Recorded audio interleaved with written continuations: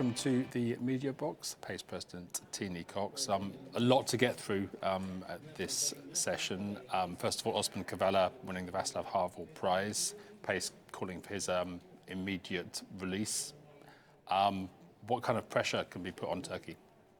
I think first the fact that the independent jury of the Václav Havel Prize decided that Mr. Kavala should be rewarded with this prize. I hope that this is a support to both him and all these other people who are imprisoned in an illegal way. And if you look at the reactions in the news, in the media, especially the Turkish media, the message is clear: Mr. Kavala has to be released.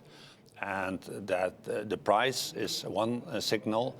The other signal is that the Assembly decided that if Turkey is not going to do what it's obliged to release Mr. Kavala on the basis of a final verdict of the Court of Human Rights, then the Assembly wants to start a new procedure, which in the end could lead to the question to Turkey: if you do not want to live upon your obligations, why do you stay? And that is the strongest measure that we ever have taken, and I hope that it will work and that Turkey will decide to do what it has to do: release Mr. Kavala immediately.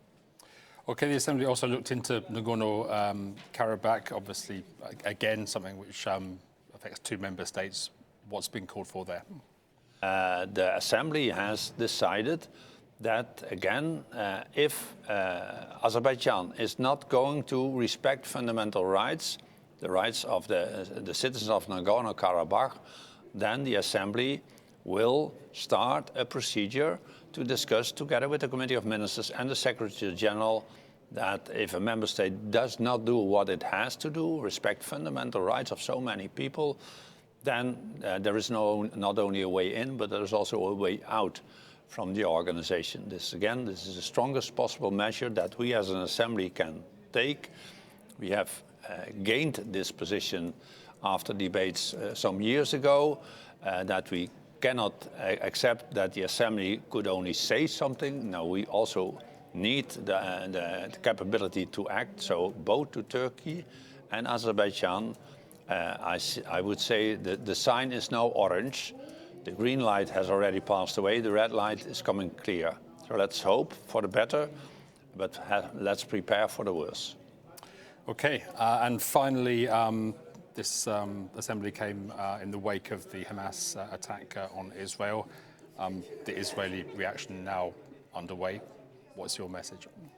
The horrific things that we saw and learned also from the delegations from both the Israeli parliament and the Palestinian parliament made us all more or less speechless, but we cannot be speechless. So I think, all together, we condemned in the strongest possible words this terrorist attack from Hamas to so many innocent citizens of Israel. There's no excuse.